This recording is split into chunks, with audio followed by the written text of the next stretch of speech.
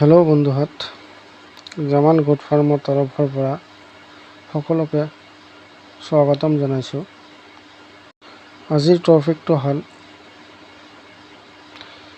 15,000 টকাত আমি গোট ফাৰ্ম আৰম্ভ কৰিব পাৰি নে নাই। নিশ্চয় আমি 15,000 টকাত গোট ফাৰ্ম আৰম্ভ কৰিব পাৰিম। আপোনালোকে ভিডিঅ'টো শেষলৈকে চাই থাকিব, স্ক্ৰিপ্ট নকৰাকৈ। স্ক্ৰিপ্ট কৰিলে কথাখিনি বুজি নাপাব। এতিয়া মূল কথালৈ যাওঁ। 15,000 টকা দি যদি আপুনি ছাগল কিনে, তেনেহ'লে আপুনি 7টা ছাগলী পাব। তাৰ ভিতৰত আপুনি 6টা ছাগল ল'ব, সৰু পোৱালি, আৰু এটা মাইকী পোৱালি ল'ব।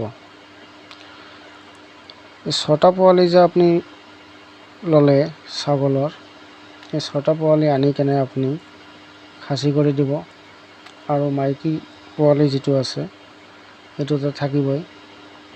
6টা পোৱালি যদি আপুনি খাচী কৰি দিয়ে, তেনেহ'লে 12-13 মাহ আপুনি পোহপাল দিয়াৰ পিছত আপুনি এটাকৈ খাচী 10,000-ৰ পৰা 11,000লৈকে বিকিব পাৰিব। তেতিয়া যদি 6টা খাচী বিকি দিয়ে, মিনিমাম 60,000 টকা আপুনি পাই যাব। আৰু 1 বছৰ হওঁতে মাইকী যিটো পোৱালি আছে, এই পোৱালিটো নিশ্চয় পোৱালি দিব। তাৰ পৰা এটা পোৱালি পাব।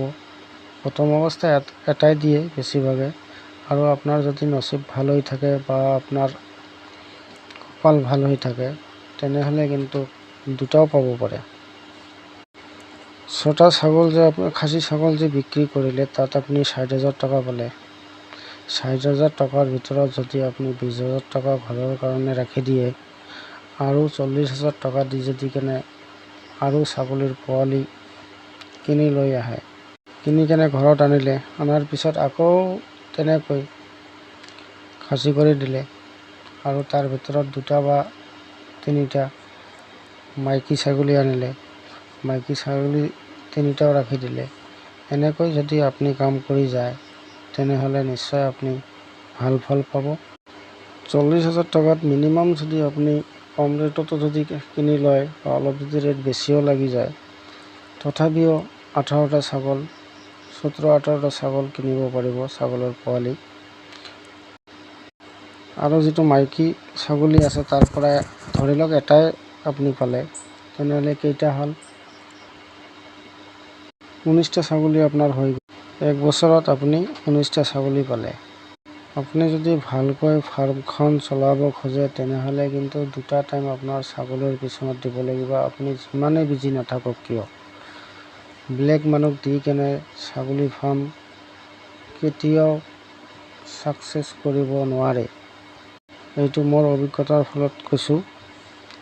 আপুনি 2 টাইম যেতিয়া যাব, ৰাতিপুৱা আৰু গধূলি, কোন ছাগলী কেনেকৈ ঘূৰি ফুৰি আছে, কোন ছাগলীৰ বেমাৰ আছে নে নাই, কোন ছাগলী কেনেকুৱা পায়খানা কৰিলে, কোন ছাগলী ভালকৈ খালে নে নাখালে, এইবোৰ আপুনি চাব পাৰিব। তেতিয়া আপুনি ছাগলী ফাৰ্মত প্ৰফিট কৰিব পাৰিব।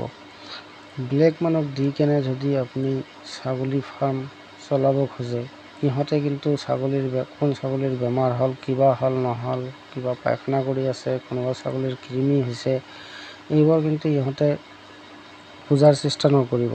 যেতিয়া আপুনি নিজে চাব, তেতিয়া কিন্তু আপুনি কমপ্লিট ছাগলীবিলাকে আপুনি ভালকৈ চাই ল'ব। তেতিয়াহে আপুনি বুজি পাব, কোন ছাগলীৰ বেমাৰ আছে, কোন ছাগলীৰ বেমাৰ নাই। আৰু যিবোৰ ছাগলী আপুনি কিনি আনিলে, তাৰ ভিতৰত কিন্তু খাচী কৰি দিব। যদি আপুনি কমপ্লিট মাইকী ছাগলী আনি কেনে আপুনি পোহপাল দিয়ে, তেতিয়া কিন্তু ইমান প্ৰফিট কৰিব নোৱাৰে। এটা ছাগলীত 2টা পোৱালি দিয়াৰ পিছতো কিন্তু আপুনি খাচীৰ যিটো ৰেট পাব, এই পাটা ছাগল বা মাইকী ছাগলৰ এইখিনি ৰেট নাপায়। এই হিচাপত আপুনি টেকনিক খটাই কেনে যদি ফাৰ্মখন চলাব খোজে, নিশ্চয় আপুনি 2 বছৰত চাইন কৰিব পাৰিব। এইটো মই গেৰাণ্টি দিলোঁ। আৰু 4-5টা ছাগলী যদি থাকে, আপুনি ভেকচিন প্ৰয়োগ কৰিব পাৰে, আৰু যদি নকৰে তথাপিও অসুবিধা নাই। 4-5টা ছাগলত ইমান বেমাৰৰ প্ৰভাৱ নপৰে, এইটো মই ভালকৈ জানো। মই আজি 5 বছৰ ধৰি কৰি আছোঁ। এই হিচাপত দাদা আপুনি কৰি যাব। আৰু কোনোবাই যদি কৰিব খুজিছে এই হিচাপত আপুনি টেকনিক খটাই কেনে কৰি যাওক। কিন্তু মাইকী ছাগলী যদি আপুনি ফাৰ্মত বেছি ৰাখি দিয়ে,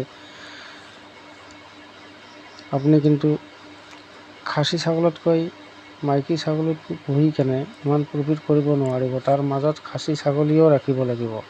এই হিচাপত যদি আপুনি কৰে নিশ্চয় আপোনালোকে গোট ফাৰ্মত ছাকচেছ কৰিব পাৰিব। এইখিনিয়ে।